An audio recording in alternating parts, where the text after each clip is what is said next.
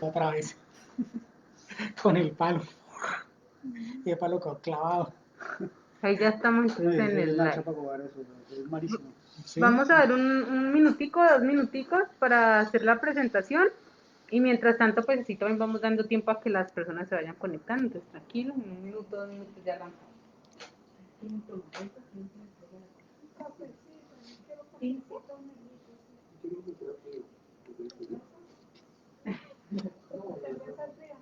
Sí, siempre hay cerveza fría.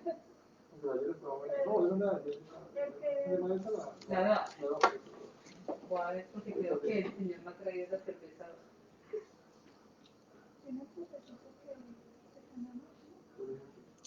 Te puedes tomar una foto y me tapabocas. ¿Mm? Te puedes tomar una foto y me tapabocas. ¿A quién? Vos.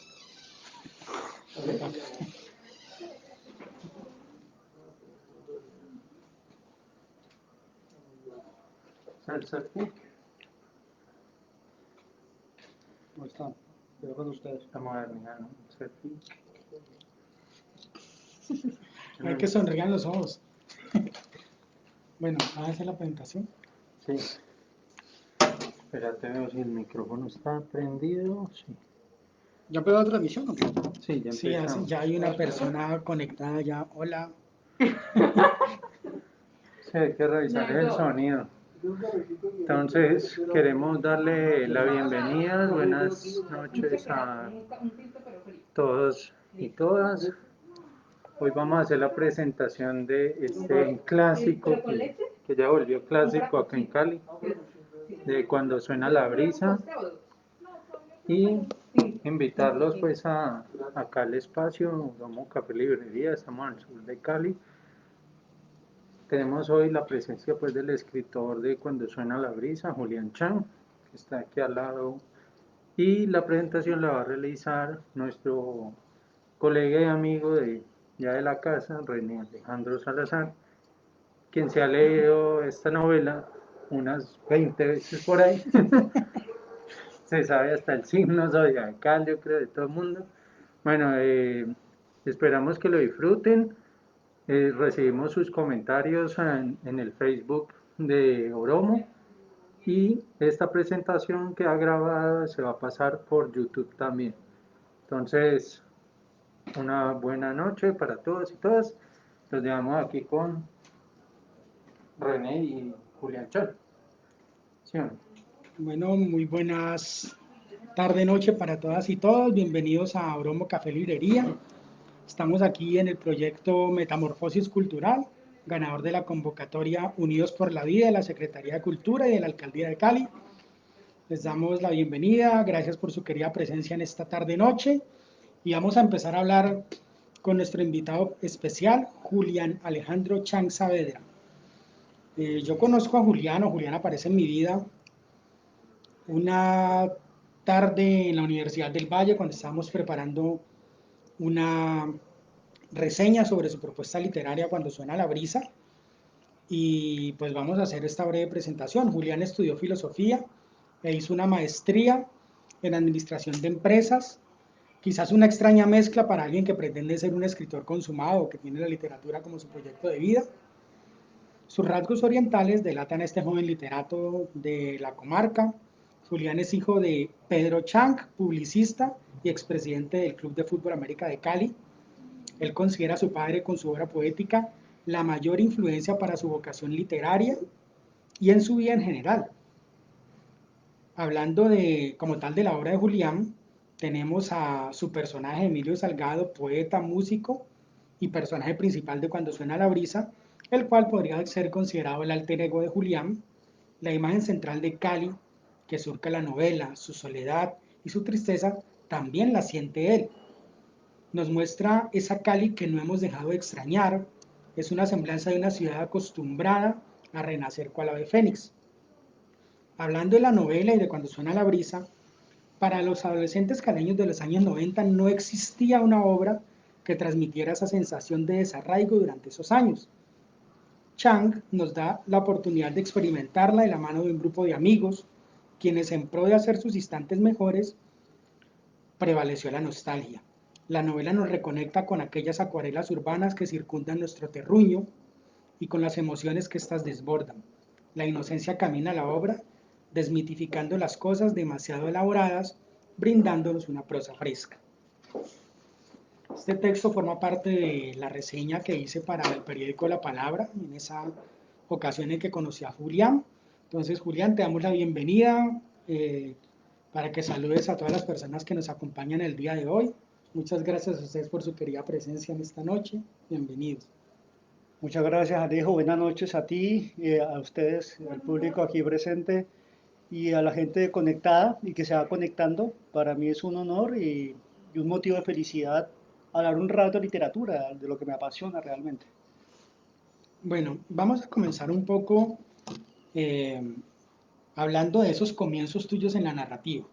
Tenemos tu carrera como publicista, tus estudios posteriores en la maestría. ¿Cómo se dan esos comienzos en la escritura narrativa? ¿Cómo nace esa inquietud? Bueno, yo publicista no, fue mi papá y mi hermano. Yo Perdón. finalmente me desligo y Sí, estudio claro. filosofía, Eso. aunque mi padre también estudió filosofía y Sí, letras. dije filosofía anteriormente. Hice la relación Ahí ahí. te confundieron los Me cables de confundieron los cables. con la publicidad. Uh-huh. Digamos que elijo filosofía en vez de literatura porque tenía la idea de que uno en literatura podía caminar un poco más solo y muchos de los grandes literatos no estudiaron literatura necesariamente, mientras en filosofía sí me parecía que era importante una guía que te permitiera instruirte pues en el canon del pensamiento occidental. Pero siempre tuve entre ceja y ceja esa vocación literaria desde muy pequeño y sabía que finalmente era mi gran llamado, mi llamado pues del alma. Entonces, si bien estudio filosofía, de alguna manera aplacé un poco esas inquietudes literarias. Escribía por mi cuenta poesía, cuentos sobre todo. Y después de, digamos, de trasegar en varios ambientes laborales, desde la docencia hasta los medios escritos en Bogotá, empiezo a construir esta novela de una manera muy lenta, sin afán, pero con una inquietud o con unas inquietudes muy claras que era, por una parte, retratar la generación de mi generación, los adolescentes de los años 90, y por otra parte, poner a Cali como un personaje más de mi novela. Entonces, fue un proceso largo, arduo, de mucho aprendizaje, pero que finalmente también empiezan a allanarme el camino en relación con mi vocación. Ya siento que ese es mi camino y que no hay vuelta atrás hasta el día de hoy, que estoy más que convencido de que no hay otro camino que no sea para mí las letras, y bueno, otras cosas, pero sobre todo la literatura. Bueno, nos encontramos en tu propuesta que nos presentas una, una Cali que no es solo un entorno de cemento, una Cali en la que no solo transitamos, una Cali en la que no solo nos damos cuenta de que es ese lugar que recorremos, ese lugar que nos presenta ciertos espacios, sino que Cali es como la literatura. Quisiéramos que nos hablaras un poco acerca de esa Cali que nos presentas en Cuando suena la brisa. Bueno, yo pienso que una de las funciones de la literatura en relación con ambientar los espacios físicos es precisamente eso, es buscar el alma de los lugares, ¿no? Porque simplemente no sería una nota periodística escueta, que está bien, pero la literatura tiene que ir más allá y buscar la esencia de los lugares. Entonces, claro, cuando yo empiezo a trabajar la novela, poniendo a Cali como protagonista, yo intento buscar esa esencia personal, por lo menos esa búsqueda personal de lo que para mí significa Cali y ser caleño. Entonces, resulta que por aquella época yo estaba en un grupo, en un grupo que intentaba rescatar los valores de antaño de Cali que se han perdido, valores cívicos sobre todo, y yo como narrador o como amante de las narraciones, empecé a hurgar y me di cuenta, me percaté que Cali está llena de mitos urbanos, empezando por tal vez el símbolo más famoso y emblemático de Cali, que son las tres cruces. Desde ese mito fundacional desde ese símbolo hay un mito. Y así me di cuenta que Cali está lleno de mitos en sus barrios, en sus símbolos, en muchas de sus estatuas. Entonces se fue gestando en mi cabeza la intención de poner como un trasfondo toda esa mitología urbana que permea a Cali en su historia y en su cultura. Entonces empezó a gestarse esos dos pilones intencionales en relación con lo que yo quería hacer, que era escribir la novela de generación, que no existía. Nuestra generación, la de los años 90, no había un testimonio literario, por lo menos yo no lo conocía, y por otra parte, plasmar toda esa mitología que hace parte del acervo cultural de Cali y que para muchos es desconocida, incluso para caleños raizales. No conocen bien lo que significan todos esos símbolos, muchos provenientes de la mitología. Bueno, producto de la lectura tan profunda que hice de tu novela y la cual compartimos en el pasado club de lectura que formó parte también de Metamorfosis Cultural, notamos o percibimos que hay, tal como se llama el club de lectura, Literarruta, una literarruta contrastal de los años 90 entre la salsa y el rock. Ese detalle al planificar las historias, antes de escribirlas, ¿te surgieron sobre la marcha? ¿Cómo fue esa, esa integración, ese vínculo entre la música y las canciones que elegiste, el tema de la salsa, el tema de la ciudad contrastada en esa ruta literaria que sigue tu novela? Pues yo lo que hice fue plasmar la manera en que yo musicalmente viví la ciudad en aquella época. Entonces, yo recuerdo perfectamente que estaba el rock en español y estaba el rock anglo. Entonces, el rock en español, uno se iba, qué sé yo, a Toledo un jueves a escuchar rock en español, o bueno, había en otros lugares, Plaza Sésamo, que era un rock más pesado, o se iba a Martins a escuchar rock anglo, y los sábados uno se iba a bailar salsa a Juanchito, a Changó, a Don José, a Agapito. Entonces, para mí fue muy natural retomarlo de mi propia experiencia personal. Y también en aquella época, en la escena musical, también hay otros elementos que si bien no son preponderantes en la novela, también aparecen, porque también aparecieron en mi vida, como fue el inicio de la electrónica en los años 90, con ciertos lugares como Virtua, Alelusis, eh, que para nosotros ese trance era algo pues también súper novedoso. Y también si uno se pone a hacer un poco de genealogía musical, uno puede encontrar en el soca, por ejemplo, con el general, el origen de alguna manera musical del reggaetón. Claro, en ese momento uno no lo entendía, pero el meneíto de eso que cuando uno bailaba en coreografía, Sí, sí. también ahí está la semilla que más tarde germinaría en el reggaetón. Entonces para mí fue plasmar como yo sentía la música. Pues, digamos, no hay vallenato porque para mí nunca ha sido muy cercano, por ejemplo, un vallenato como para otras personas. Entonces para mí Cali era ante todo rock y salsa, y algo de electrónica y algo de estas músicas caribeñas. Entonces lo que fue pasando es que describiendo y narrando los lugares, pues salían de una manera orgánica canciones que me llegaban a mis recuerdos.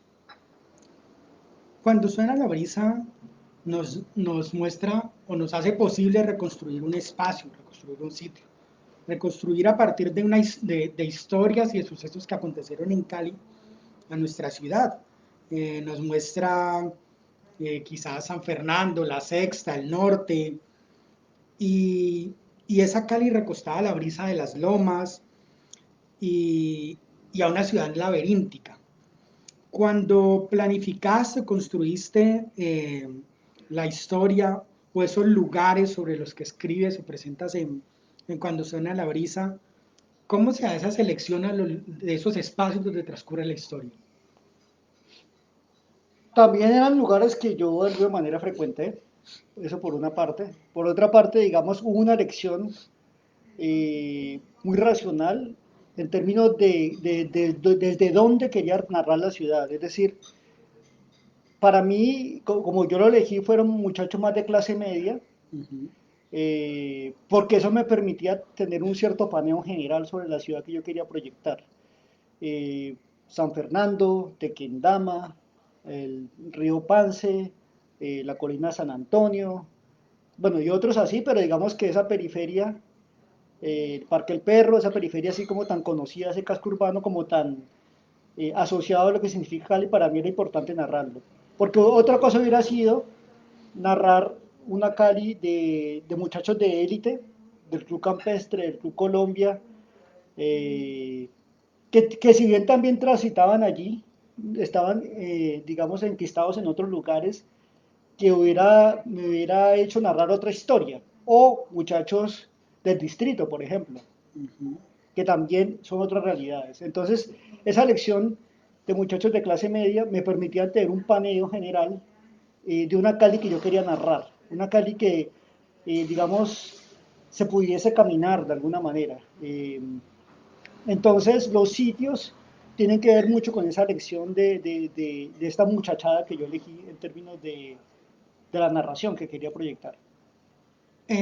Ahora que hablamos de la muchachada y de esa relación que se gesta entre el grupo, entre los integrantes de Danenas, perdón, entre Emilio, entre Pocho, hay una, hay un recorrido muy interesante que es llevado de la mano por la prosa y la poesía de Emilio desde sus composiciones, desde su sentir, porque es un personaje diferente, es un personaje que, que recorre la ciudad con un sentir especial, con unas expresiones muy distintas a los del resto del grupo. A veces Emilio es como ajo de nota. Quisieras que nos hablaras un poquito acerca de ese personaje que es Emilio, de esas conversaciones. Yo siempre pensé, cuando leía la novela, sentarse a hablar con Emilio un rato debe ser sentarse a establecer un diálogo con una persona muy afectada en ocasiones por ciertas emociones. Sí, digamos que el personaje Emilio, el personaje principal, es un personaje que de alguna manera rompe con la medianía del lugar común de lo que se conoce como la juventud caleña, ¿no? Entonces hace un contraste en el sentido en que la juventud caleña, pues cuando uno lo asocia con ciertos adjetivos, uno lo imagina, la imagina dicharachera, extrovertida, algo locuaz, hablantinosa. Este personaje es diferente. Este personaje es una persona reconcentrada, filosófica, sensible. De alguna manera se sale en la medianía del promedio de la juventud caleña. Yo lo hice así de una manera muy intencional también, porque quería de alguna manera mostrar ese contraste con el mundo interior de un personaje sumamente sensible, elaborado, poeta, eh, pero esa sensibilidad además no está allí puesta como algo simplemente de casualidad, sino que esa eh, sensibilidad tiene una razón de ser en relación con la trama de la historia. Entonces no quiero echar spoilers para la gente que no la ha leído, pero esa sensibilidad tan especial de este personaje, como tú decías, un poco sentido, un poquito a veces excesivamente nostálgico, melancólico, eso tiene que ver con la gran trama de la historia, ¿no? Y de alguna manera también tiene que ver con la mitología urbana. Hay un punto en donde esa mitología urbana y esta historia de época, de generación, se entrelazan. Y esa sensibilidad de Emilio Salgado tiene que ver con esa bisagra que une ambas historias. Sí, hay una cosa importante, pues Cali tiene un entorno físico ya constituido como tal, esos espacios casi laberínticos que recorrimos día a día en nuestra ciudad.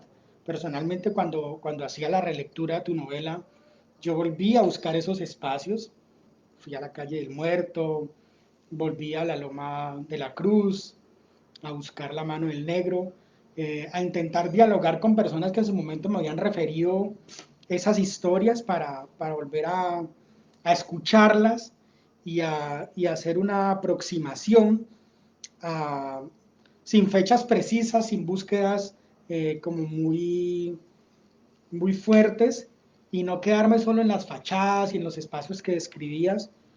Y resultó que esa Cali de los años 90 es la Cali con la que yo soñaba, es la Cali que no dejaba de añorar, es una Cali que es una ruta, que muestra unas rutas que contrastan con mi vida y con la vida, me imagino que de las personas que en los años 90 estábamos en la adolescencia, y, y esa Cali recostada a la brisa que baja de los cerros, a todos esos momentos que hemos vivido en su momento, o si valga la redundancia, en los espacios que recorrí mi adolescencia, cuando, cuando tenía esa sensación de que esa era la realidad más vivida para mí, porque en la época de la adolescencia pues todos estamos como con ese proceso de descubrimiento. Yo quisiera que nos hablaras un poco acerca de esos ambientes y de esa idea al escribir cuando suena la brisa, a partir de la selección de los espacios y de... Mm, fueron lugares que yo conocí, pero por ejemplo, yo era muy asiduo de ir al estadio, entonces ahí hay varias escenas, hay una escena en el estadio. Por ejemplo, una escena que aparece de un concierto en el antiguo autocine. Y autocine. eso sucedió en realidad. Yo fui a un concierto en el antiguo autocine, estoy hablando del que quedaba sobre la Quinta, no el de Piedra No es de Grandes. Piedra Grande. Y ahí se presentó Equimosis. Yo recuerdo perfectamente, Juanes así mechudo y todas estas bandas rockeras. Entonces, muchos de los escenarios que yo plasmé allí en la novela tuvieron que ver con eventos y sucesos que yo viví de alguna manera. Entonces también Tintindeo, fui varias veces, y Zaperoco, y Martins, por supuesto, y Toledo, y Alelusis, y el río Pance, eh, el gato de río, pues uno cuántas veces no lo caminó. Entonces todos esos escenarios surgieron de una manera muy natural, porque yo los recorrí y los viví. Eh, para mí, obviamente, había un vínculo emocional con todos esos sitios. Entonces, cuando yo trato de narrar mi ciudad, y que esa ciudad se convierta en un personaje más, y que ese personaje, por supuesto, tiene unos atributos y tiene unas características que me unen afectivamente a él. Entonces, surgen naturalmente todos esos espacios que yo quise también y quiero. Y sigo queriendo, así sean en mi memoria algunos, porque algunos han cambiado. Se podría decir que Emilio, tal como lo manifesté ahora y como en una ocasión nos lo preguntó una de las personas participantes del club de lectura, ¿es tu alter ego, Emilio? Tiene mucho de alter ego, mucho, pero no es, digamos, calcado, porque pues finalmente él tiene su vida propia. Pero sí, digamos que en términos de esa sensibilidad esa introspección, tengo mucho de eso, ¿no? Y además que yo soy filósofo también de formación y eso también me hace un poquito reconcentrado. Eh, pero digamos que yo creía incluso que él es un personaje un poco más vulnerable, mucho más, es un poco más, digamos que el mundo lo puede romper mucho más fácil, porque no, siento que no tiene muchos mecanismos de defensa. No, yo creo que no estoy ahí como tan, en ese estado de vulnerabilidad Sí, como él. en su momento, cuando yo empiezo a visualizar ese carácter de Emilio como, como depresivo, como muy encerrado en sí mismo, su propuesta, su muestra poética, él no estaba desconectado de la realidad. O sea, partamos de esa idea. Emilio estaba muy conectado a la realidad y por esa razón quizás eran sus afectaciones. Independientemente de que Emilio fuese ese eslabón que lo unía con sus amigos, porque el eje central como tal del grupo y lo que los mantenía unidos era Emilio. Y ellos siempre lo añoraban. No había reunión en la que ellos no pensaran en Emilio.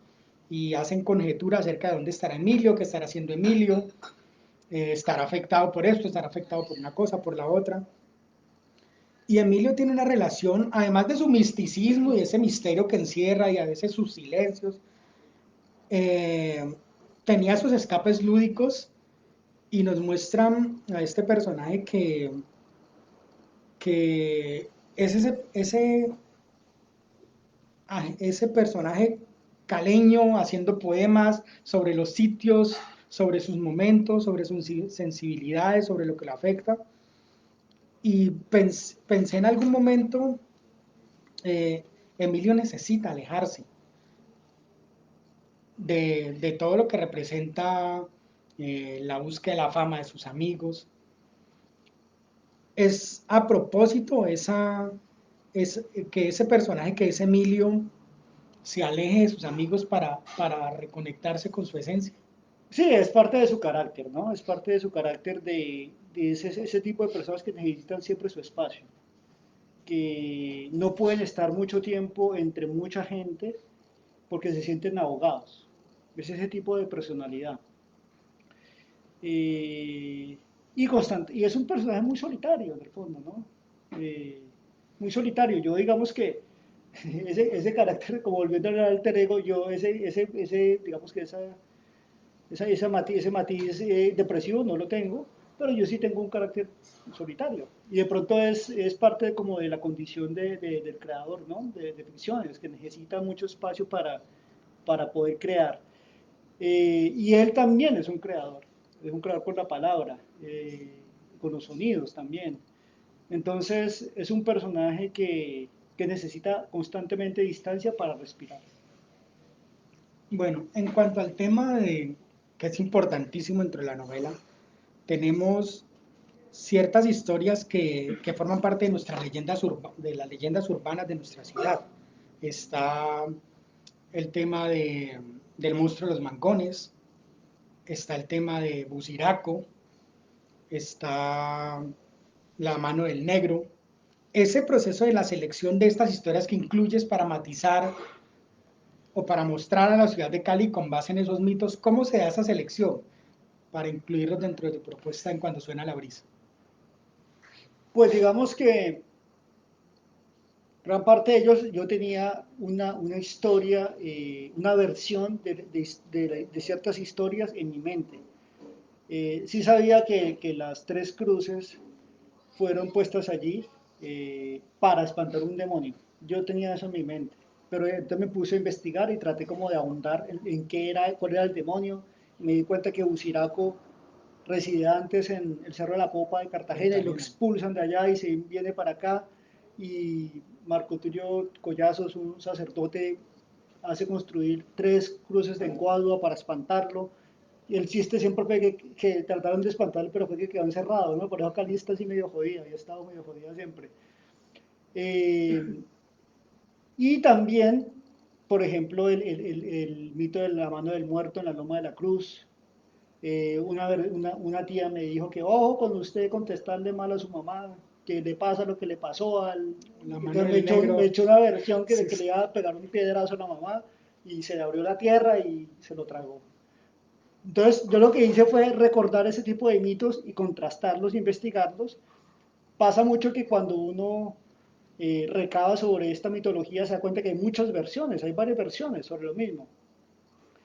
Eh, bueno, estaba también La la calle calle del del Muerto en muerto. el barrio Miraflores, que también tenía como una imagen allí, pero me puse como a investigar más.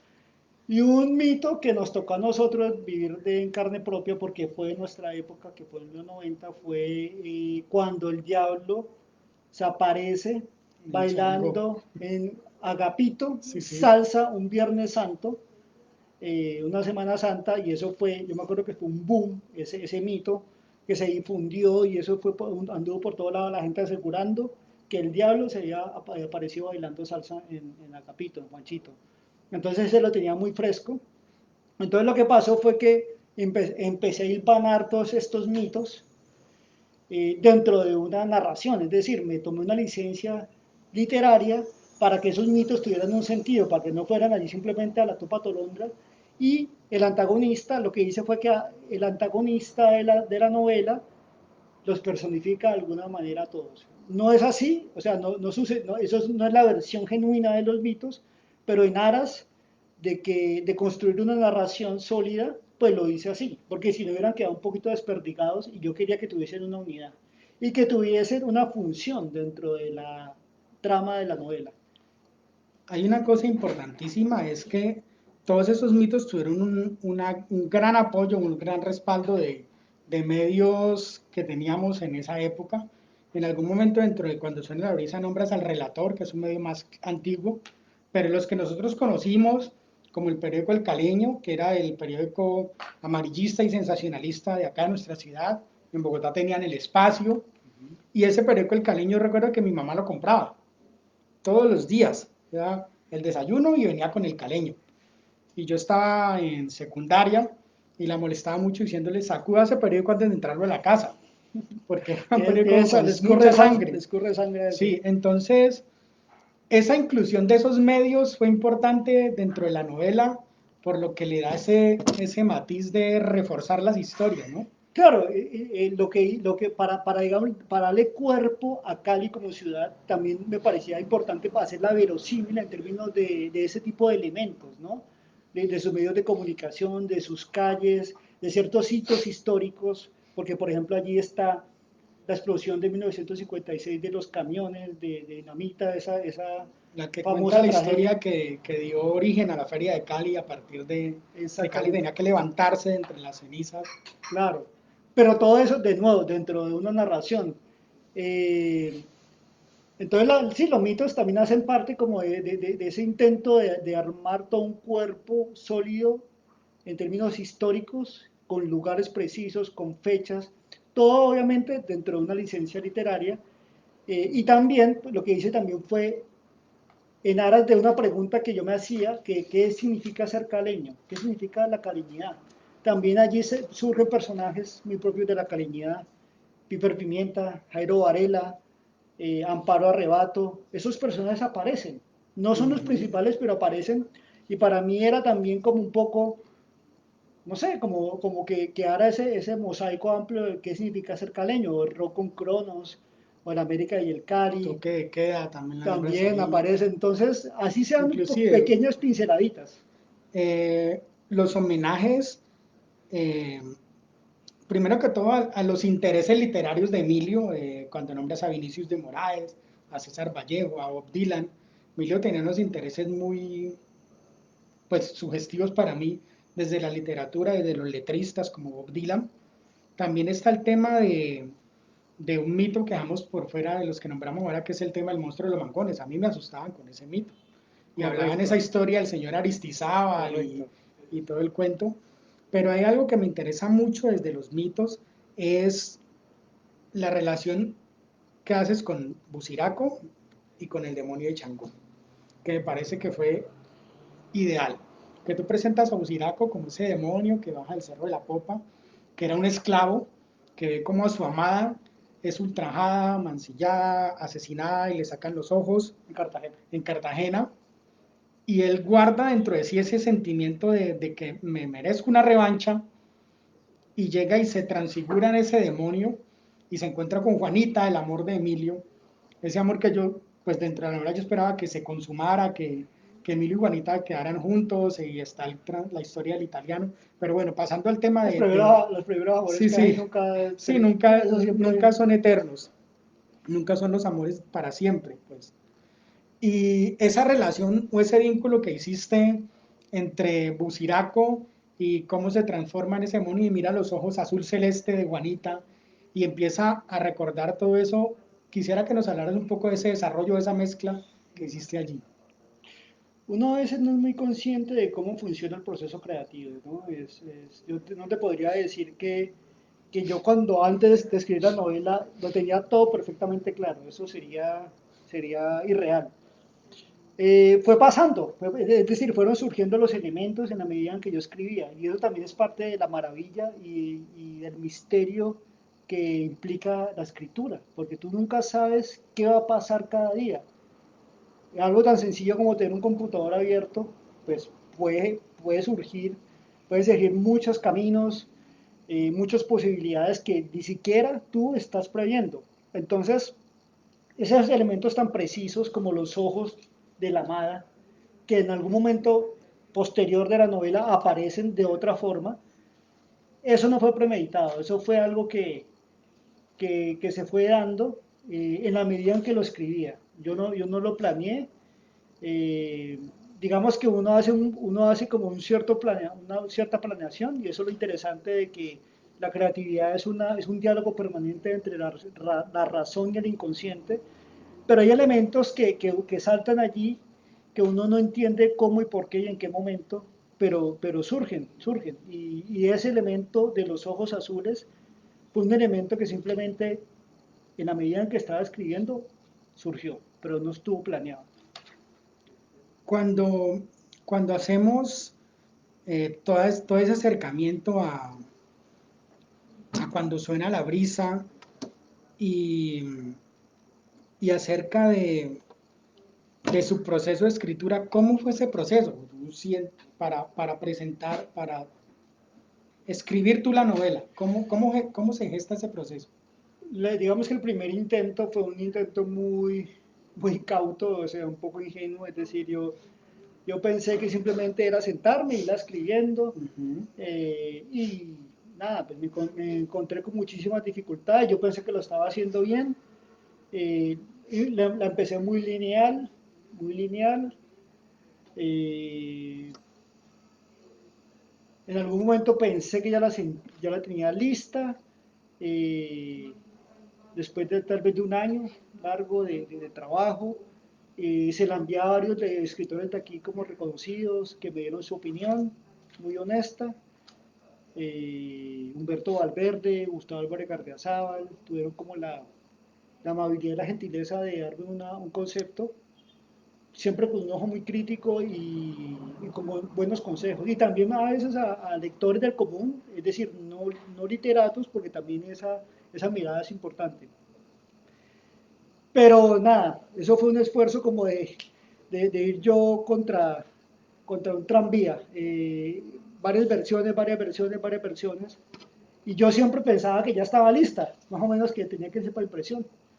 Finalmente pues, estoy en Bogotá, estoy trabajando ya en medios y alguien me recomienda a un personaje allá que se llama Jaime Echeverry, que él es un escritor ya bastante veterano, consagrado, es profesor de la maestría de escritura creativa de la Universidad Nacional, y me dijeron, habla con él y mostrarle tu texto y a ver si está interesado en trabajarla.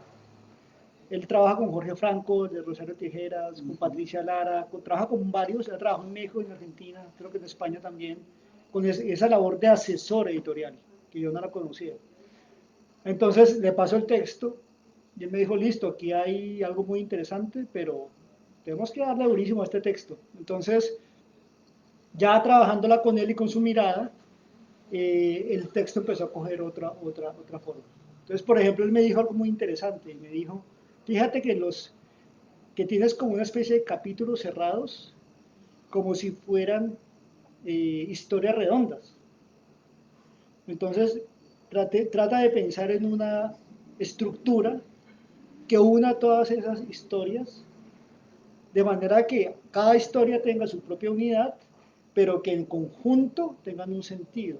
Entonces fue allí como que yo dije, carajo, tiene razón, hay que mirar cómo estructuramos los tiempos y esto no puede ser una narración lineal común y corriente. Entonces ahí fue cuando se me ocurrió que tenían que haber varios tiempos y varias líneas, y una de ellas era el presente, pero que estas historias cerradas, casi como una unidad, debían contarse de una manera muy natural, como si fueran recuerdos.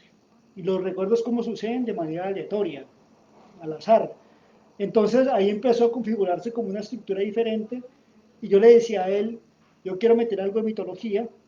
Yo para eso leí sobre todo La región más transparente de Carlos Fuentes, porque él con el DF él hace algo medio parecido, pero en el fondo es muy distinto, que trabaja mitología en ese libro. Muy influenciado por John Dos Pasos, ¿no? De esas múltiples voces dentro de la ciudad.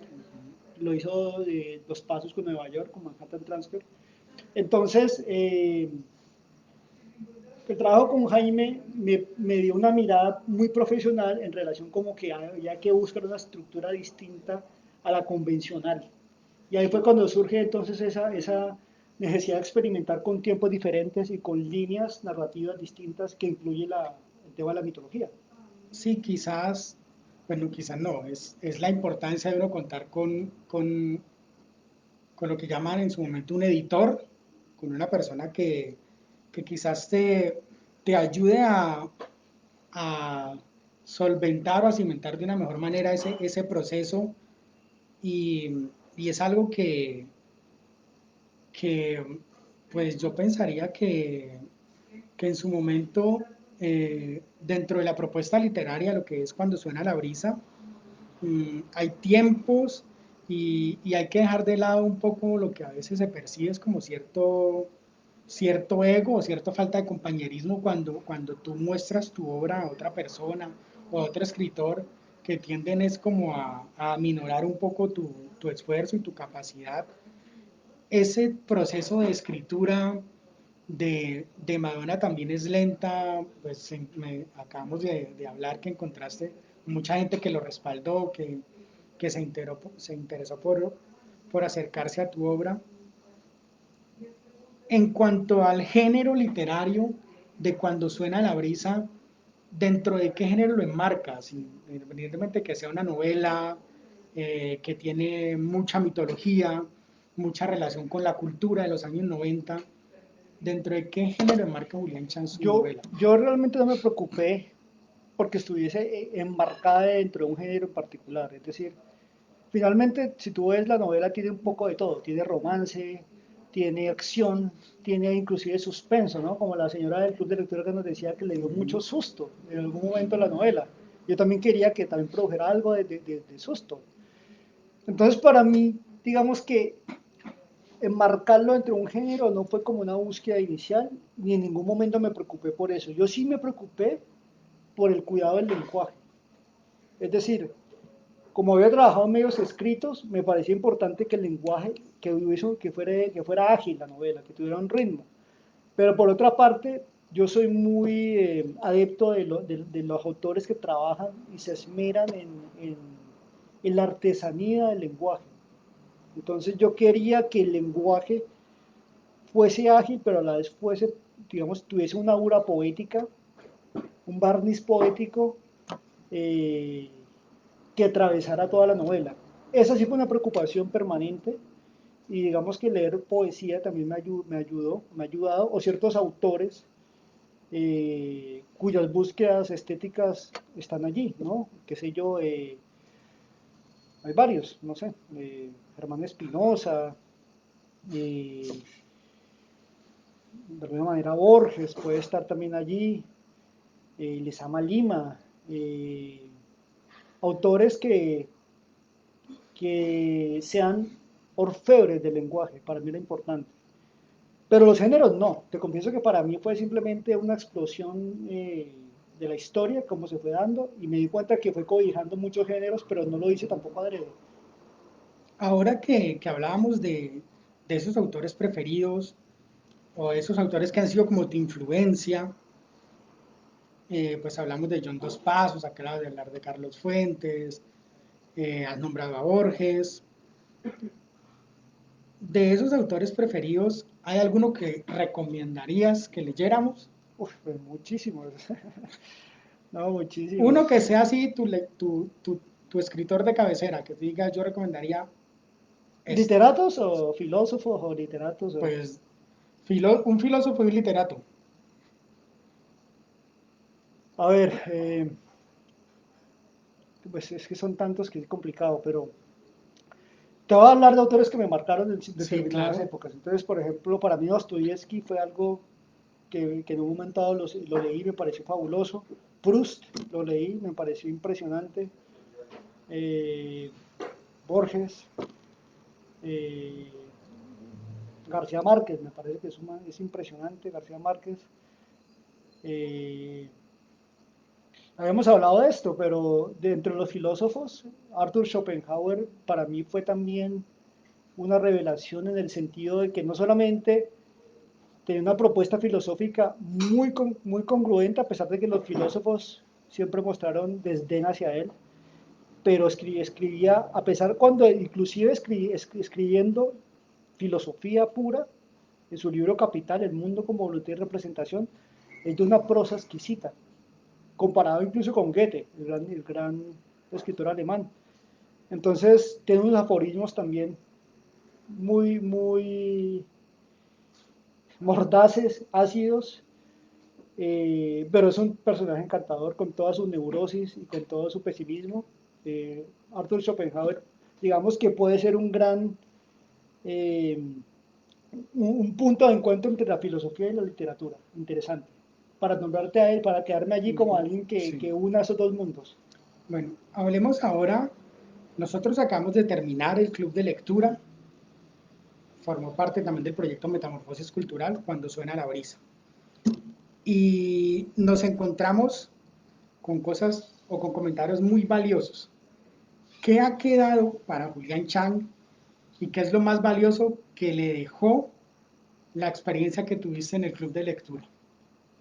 Me impresionó mucho que había gente, vi gente de todas las edades. Vi un muchacho de colegio Sí, y una señora, ya, ya señora, inclusive una nora de Cali. Entonces me causó una grata impresión que la novela sea capaz de ser apreciada por distintas generaciones. Eso me impactó. La manera en cómo la gente se apropió del texto y cómo hizo referencias y cómo preguntó y cómo incluso me propusieron que hiciera una secuela, una sí, segunda parte. Para mí fue muy grato, porque si bien he estado en muchos espacios donde hablo sobre ella, era la primera vez que hablaba con personas que la estaban estudiando de una manera juiciosa y profunda. Entonces, habían profesores, ¿no? Una profesora me contaba que también sí, sí. habían estudiantes en su colegio interesados en leerla, un profesor de universidad, si no estoy mal, o sea, hay gente muy variopinta, y eso para mí fue impactante, como esa variedad en los lectores. Bueno, vamos a empezar a darle cierre con tres preguntas que para mí son importantes. ¿Has escrito cuando suena la brisa? ¿Estás ya trabajando en un segundo proyecto como tal? Y cada etapa en la que desarrollamos nuestro ejercicio escritural, vamos reconociendo que tenemos ciertas fallas o ciertas falencias. Del escritor que ha sido Julián Chang hasta cuando suena la brisa, que ha reconocido en su momento que debe mejorar a futuro para sus próximas producciones. Ya tengo un poquito mejor el radar en relación con ser más preciso con lo que quiero en la historia, un poco más, me he afinado más, es decir, Sí, cuando suena la brisa yo quería meter muchísimas cosas y fue parte de mi enredo inicial. Les contaba en el canal de lectura que, por ejemplo, yo quería meter a Jovita Feijó, sí, ¿no? A esta reina popular caleña, porque si es de Caleña tiene que estar Jovita, pero yo como que intentaba meterla a la fuerza y me di cuenta que finalmente la trama no la estaba pidiendo, no era necesaria. Y uno lo que tiene que hacer es empezar a depurar, aprender a depurar. Yo creo que mi radar en relación con depurar, con lo que no es necesario, con lo que fácilmente se puede volver accesorio en una historia, ya está más afinado, sí. digámoslo así. Entonces, en esta novela me he demorado un poco porque me estoy exigiendo muchísimo, y vamos a ver qué pasa, es una novela muy arriesgada. Eh, Siento que eso se me ha afinado y ya como que digo, uy, no, esto no, definitivamente no, me estoy encaprichando pendejamente con este elemento, saquémoslo. En este momento ya no tenía como, quería, me enamoraba mucho de lo que hacía, entonces quería como meterlo a la fuerza. Eso lo he mejorado, creo yo. También la técnica literaria, por supuesto, ya como que uno, el oficio va enseñando, ¿no? Por ejemplo, en términos de descripción, uno ya se vuelve más fino, ya como que va más al punto, entiende que las descripciones no tienen que ir de uno, sino que pueden estar diseminadas a lo largo del texto. Bueno, ese tipo de, de herramientas que te da el oficio, ¿no? Todos en algún momento de nuestras vidas, cuando estamos ejerciendo tales o cuales oficios, en el caso mío, pues la escritura periodística, en el caso tuyo la escritura literaria, tu desarrollo como coach, en la filosofía, hemos tenido esos vicios culposos que nos han llevado hacia la escritura o la lectura. ¿Cuál es ese vicio culposo que tiene Julián Chan? Mucho café, a veces el desorden, el despiste.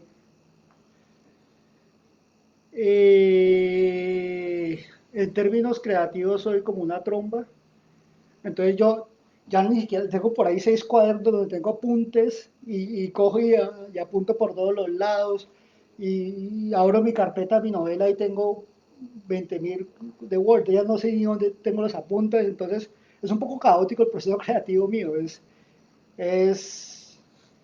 sí, es bastante caótico porque tengo tantas ideas que las voy botando y a veces las tiro por todos lados y a veces como recogerlas es un poco difícil, me toca como volver a repasar y esto sí, esto no.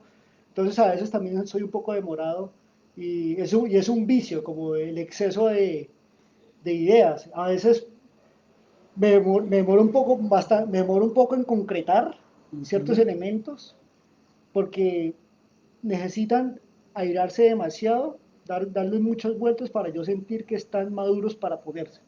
Entonces, ese proceso es un poco caótico en mi mente. Es un poco caótico. Bueno, interesante, muy interesante reconocer ese vicio culposo de Julián Chan. Vamos a terminar con esto. Es difícil hablar de uno mismo, de su trabajo, e invitar a las personas a que vean como esos criterios de valor en lo que nosotros hacemos. ¿Por qué debería una persona leer cuando suena la brisa? Debería acercarse a esta propuesta de valor que tiene cuando suena la brisa para los lectores. La pregunta debería responderla vos mejor, ¿no?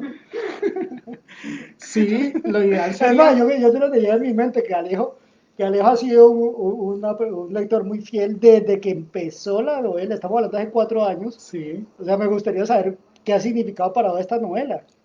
Eso me gustaría bueno, tirar, te paso la pelota a bueno, vos. primero que todo, para mí leer cuando suena la brisa ha sido esclarecedor.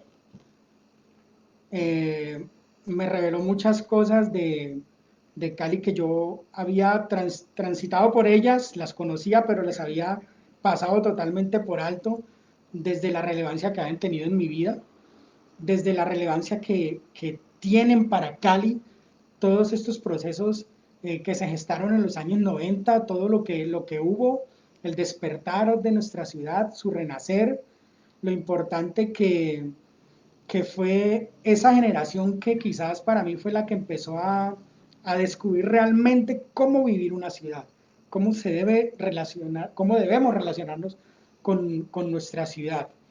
Y, y es muy valioso regresar a reconocer la importancia que han tenido para nuestra ciudad los mitos, que han tenido ciertos lugares y de ciertos sucesos que marcaron de manera muy fuerte lo que es la ciudad de Cali y en general la novela es una época muy especial y que quizás no, no va a haber otra juventud como la que hubo en los años 90. Porque primero que teníamos era una juventud que está en un despertar especial, eh, que tenía una inocencia y unas dinámicas diferentes, y eso fue para mí mágico, fue para mí sublime, y yo me quedo con eso cuando suena la brisa, y por esa razón me parece genial lo que pasó en el club de lectura, la forma en la que los jóvenes empezaron a acercar a ella, y pues solo resta agradecerte por tener la oportunidad de conocer tu propuesta, de que cuando suena la brisa eh, se queda en mi corazón y en la memoria y en la de todas las personas que participaron en el club de lectura, porque es una novela muy especial y que yo recomiendo así a ojos cerrados a todas las personas que ojalá tengan la oportunidad de acercarse a ella. Y pues ya No creo sé si que ustedes quieren ustedes preguntar quieren algo. Bien. preguntar algo a Julián, hacer alguna acotación. No, yo tengo una pregunta, pero la contestaron muchas veces, así que como no la he leído, no puedo hacer una pregunta Ok, como válida. Algo que les surgió de pronto. sí, a ti. Pero pues es una pregunta así como muy, ¿de dónde surge el título? Bueno, esa es una buena pregunta. Le di muchas vueltas a ese título. Y Le di muchas vueltas, eso sí para mí ha sido difícil, titular, y además que era difícil esta novela porque no es fácil enmarcar en un solo título, porque esta novela también contiene muchas historias, además. Ahí, por ejemplo, habla de la migración china a Buenaventura, que es parte de mi entorno, mi linaje paterno. Tiene muchas historias contenidas, entonces era muy complicado yo condensar en un solo título todas esas historias. Entonces pasé por varios, unos me gustaban más que otros, y, y patiné mucho. Y los editores me decían este otro. No estaba convencido. De una vez hablando en Bogotá, estaba caminando con un amigo, con un gran amigo, eh, Santi, que de pronto nos está viendo. Entonces yo le conté, le decía, es que ese título me está dando batalla. Pero me dijo, no te compliques tanto, Cali es como la brisa que suena. Es como suena la brisa. Y yo dije, uy, miércoles, aquí está el título.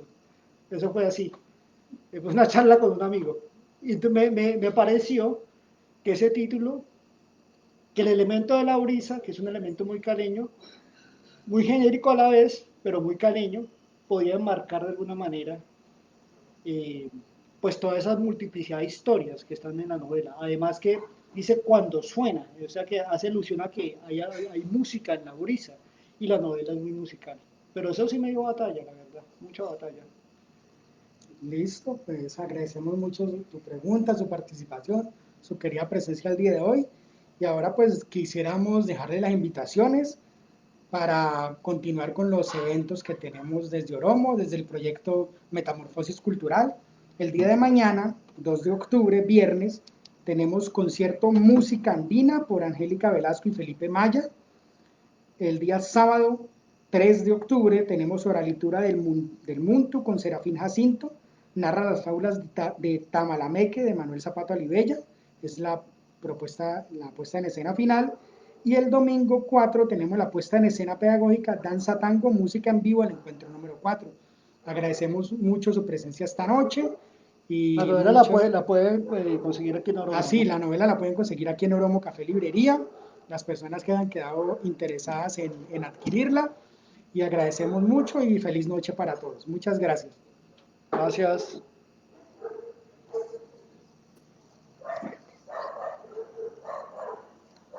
Listo, muchas gracias.